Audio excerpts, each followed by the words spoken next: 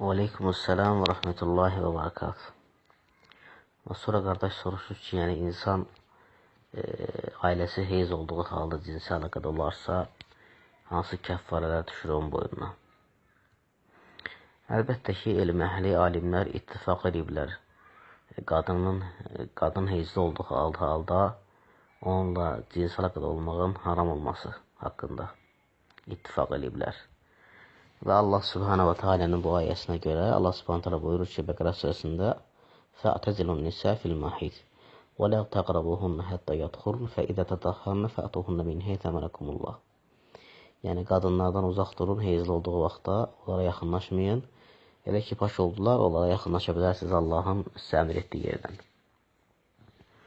Və İbn Kəthir rahmehullah fa'tazilun nisa fil mahid, yəni qadınlar heyzli vaxtında onlardan uzaq durun ayəsini belə təfsir edir ki, yəni onlardan cinsi əlaqədən uzaq durun.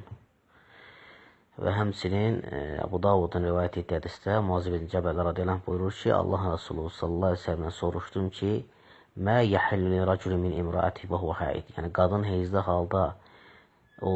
olduğu halda kişiyə nə halaldır qadınından? Və Rasulullah sallallahu aleyhi ve sellem dedi ki, cimadan başqa hər şey halaldır, cinsi əlaqədən başqa.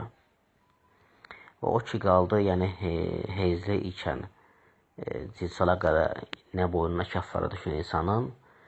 Və əlbəttə ki, bu haqda Hənəfilərin, Məlikilərin və Şəfilərin cümhuruna görə heç bir şey düşmür, yalnız tövbədən başqa. Heç bir şey insanın boynuna kəffara düşmür, yalnız tövbədən başqa. Bunu deyir Hənəfi, Məliki və Şəfi alimlərinin cümhuru. Və deyirlər ki, çünki heyzli vaxtı cinsi əlaqədə olmaq niyə görə qadağan olunub? Çünki əziyyət verir qadına. Və necə ki deyir, arxadan cinsi əlaqədə olmaq qadağan olunduğu kimi və heç bir kəffarət tələb olunmur. Həmçinin də heyzli vaxtı cinsi əlaqədə olanda heç bir kəffarət tələb olunmur. Və lakin İmam Əhmədin rivayət etdiyi görüşündə, İmam Əhməddən varid olan görüşdə ən racih Həmbəllərə görə odur ki, kəffarə tələb olunur insandan. Əgər insan heyzli ikən cinsi əlaqədə olarsa öz zövcəsi ilə.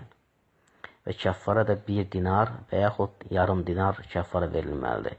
İmam Əhməd İbn Həmbəl rəhməhullahın əsaslandığı dəlildə bundan ibarətdir ki, Əbu Davudun və Nesayinin və İbn Məcənin rəvayət etdiyi hədisdə İbn Abbas radiyallahu anh rəvayət edir ki, Allah Rasulü sallallahu aleyhi ve sellem buyurdu ki, o kəs ki, öz zövcəsinə heyzli vaxtı yaxınlaşırsa, cinsi əlaqədə olursa, 1 dinar və yaxud yarım dinar sədəq etsin.